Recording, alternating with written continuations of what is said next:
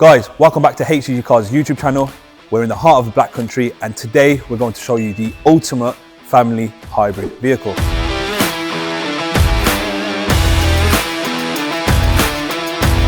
So, behind me we have a 2020 Toyota CHR finished in this beautiful 3-stage pearl metallic colour.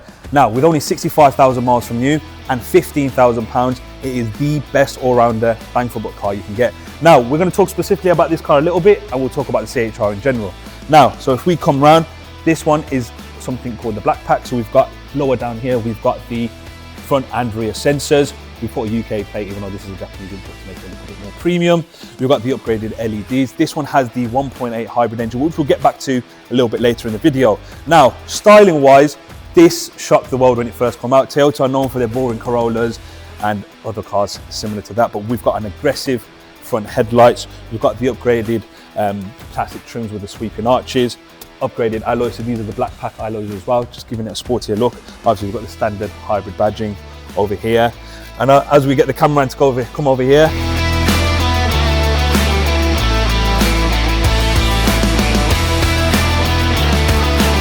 we've also got the blind spot assist. Now this car actually has more features as well. So if you come a little bit closer, camera, we'll show you here, we've got the 2 lines. Now these 2 lines are super important, especially for daily driving. What this means is the car is keyless entry and exit. So what that means is when you come closer, car opens. And if you've got loads of things and you want to close the car, just press that and the car locks itself, as you can see. So just to give you an example, when you're opening the car, you can come in, don't have to do much, and you can get in the car.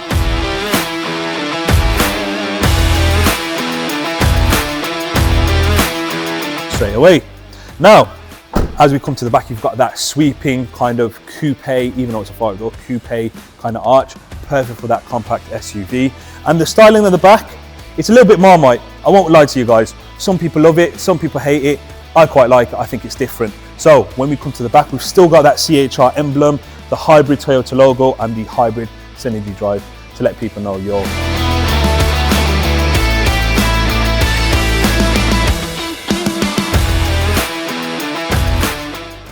Now, when we open the back, we've still got a hatchback size boot, great for push chairs and everything like of the sort. And if we go underneath, we've also still got all the practical stuff. This also comes with some Japanese stuff, I think. Hold on a minute. This looks like some sort of USB SD card for your, for your dash cam. Now, obviously underneath, we've got the practical, no BS when it comes to it. And we love that it has this rather than the puncture kit. Right, one other really important feature, you can see here this little black dot here. This is the reverse camera. Really, really important. So now, I've gone over the basics, guys. Let's talk about the rest of the car.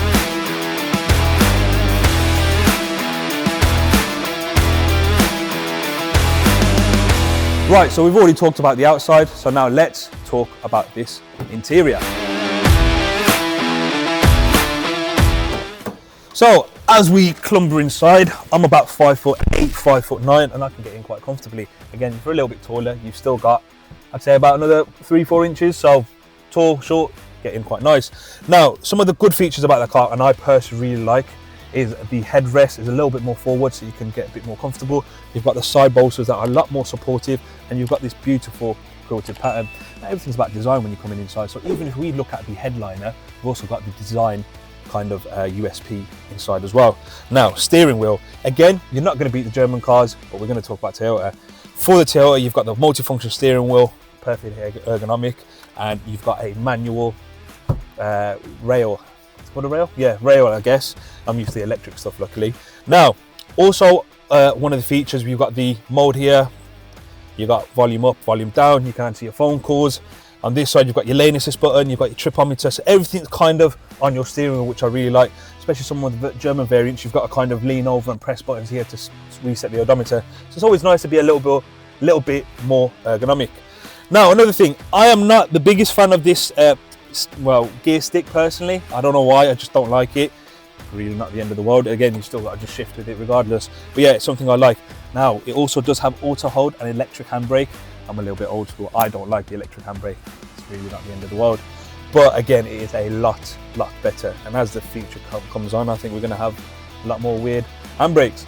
Anything else I can talk about the car? Again, when we look at the interior door card, I really like the design. It's got that, again, that similar USP with the diamond kind of interior.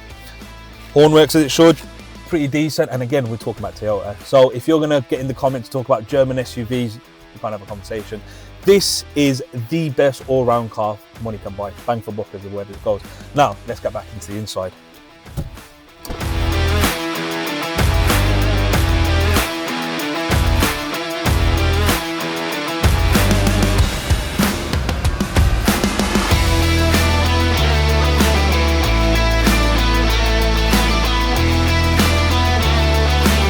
Right, so as we clumber in the back, obviously this is a 5-door, still pretty decent space. One thing I will tell you, if you are a little bit taller, this is going to be a little bit difficult. I've got the seat set to me, again, I'm not the tallest, and I've still got enough room, but if you're a little bit taller than me, you would be kind of touching the steering. Again, headspace as well, this is where kind of the compact SUV doesn't work. You've got a little bit less headspace in the back, and especially for something that's called an SUV, you want a bit more space. Generally speaking though, I'm quite happy with it. You got the cup holders here, you got electric windows on the rear as well, which for Toyotas is a good extra, and you've still got that beautiful design in the back. Again, nothing much to say about the back apart from it's nice. You've got your ISO fix for the family, great interior overall. Now I think the thing we need to do now is go for a test drive. What do you reckon?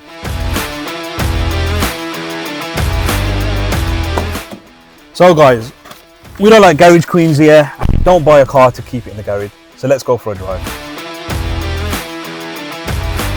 Cameraman, what are you doing here? Get in, let's go for a drive. And in typical dealer fashion, we've got absolutely zero fuel. So first we're gonna go to the petrol station and then we're gonna go for the drive. Right, let's go.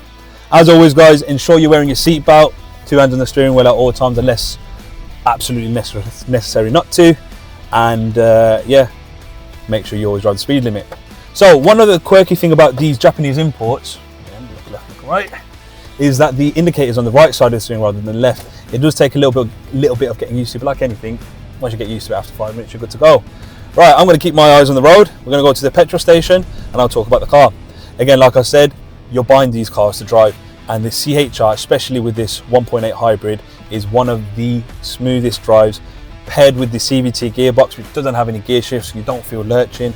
It's absolutely spectacular. Again, we're in an SUV that can do 65 plus MPG if you're ragging the car around. Now, if you're driving this carefully, I've seen people get even 85 to 90 miles per gallon in checking YouTube and checking all those things. Again, while we're driving guys, you can probably hear there's not much drone at a slow, lower speed. However, one thing I will let you know, when you're at 70, 75, shouldn't be going 75 by the way, but around that 70 miles per hour national speed limit, you will hear a little bit of drone in the background. So that is one of the cons about the car. Generally speaking, a lot of people, that's the lane assist telling me to stay in my lane, which I am, but it's good that it has it. But one of the ways people get around that as well, they put a little bit of sound deadening underneath the boot, and it's good to go. Again, you're not buying a German super SUV, you're buying a perfect all-rounder car. Sits fueled like a city car, drives like an SUV. So that's why I'm not worried, even though we've got 0 miles per hour, because I know we're going to be able to get there. Anything else I can say about the car? Visibility in the front, guys, absolutely spectacular. Mirrors are nice and big. There's very few blind spots, and perfectly, this car has blind spot assist as well, so we don't have to worry about that whatsoever. Generally speaking, it's good. AC is perfect on these. I really do like them. We've also got the Japanese touchscreen as well, so you can play your Bluetooth, your audio, you've got the reversing camera, the usual stuff. So yeah, let's get there. So you can see, guys, we've got literally less than empty, but the petrol station is right here. So we're going to jump in, put a couple quid of fuel in, and get on our merry way. What's fuel today, guys? What is it? 150.9, so it's come down a little bit, to be fair. Hello? Give us a second, guys. So in typical dealer fashion, I'm going to be one of those ones. I'm only going to put like £10 fuel in just for the test drive and park the car back up. Actually, I can't even tell how much fuel I got in there.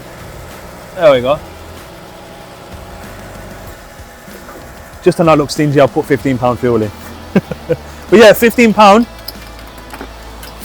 fuel, especially when you do that, should get you a net of 120 to 150 miles an hour if you're being careful. If you drive a little bit like me, a little bit faster, a little bit harsher, you'll get a nice 100, 110 miles out of it.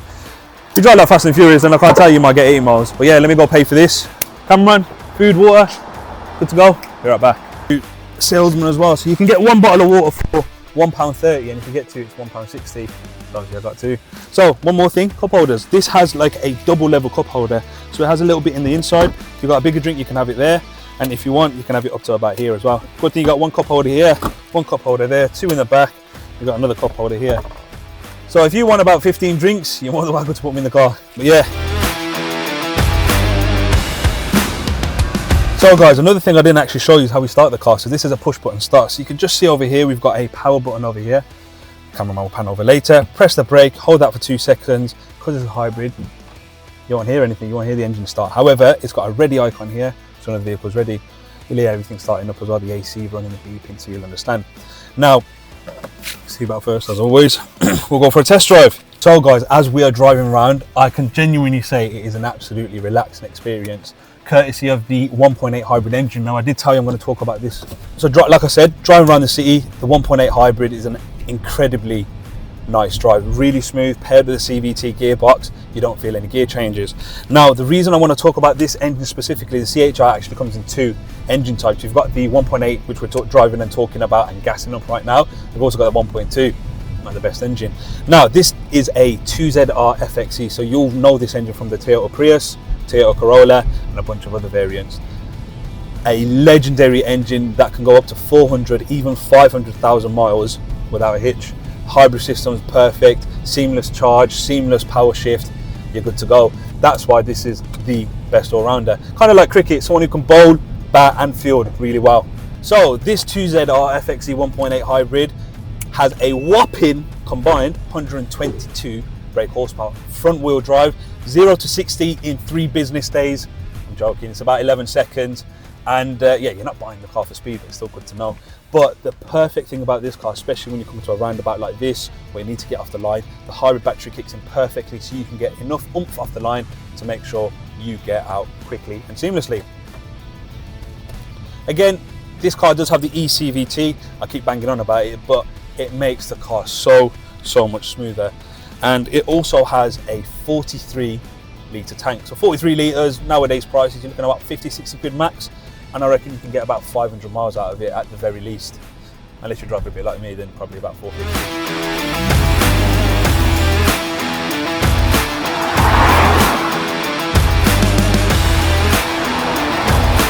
So guys, now you've seen the shots from the outside, it does look actually quite nice driving past.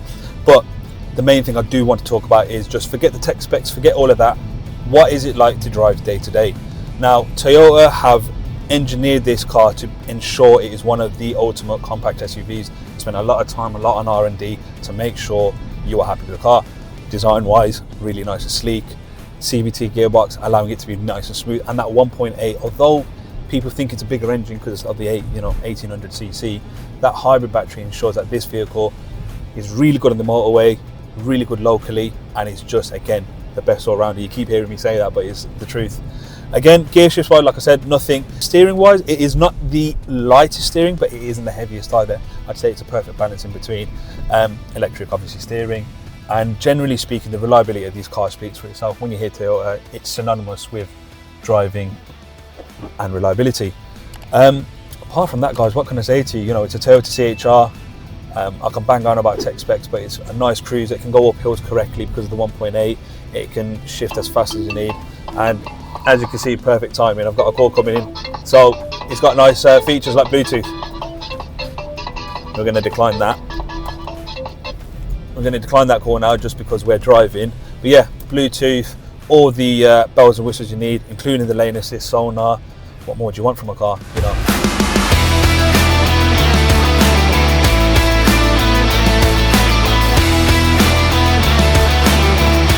Right guys, so we've seen the interior, we've gone around the exterior, we've gone for a test drive, we've shown the inside, outside, told you the tech specs which you're not really bothered about apart from the MPG. Now you decide what you reckon. CHR, what's a better comparison?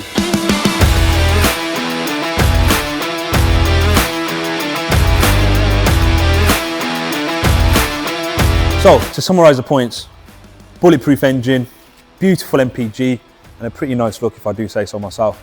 Bad points are rear visibility is not the best. The back can be a little bit more cramped for someone who's a little bit taller, and there is a little bit of drone from the rear side when you're driving on the motorway. You decide what you reckon, guys. Guys, thank you so much for watching. Hope you subscribe. Please do like the video.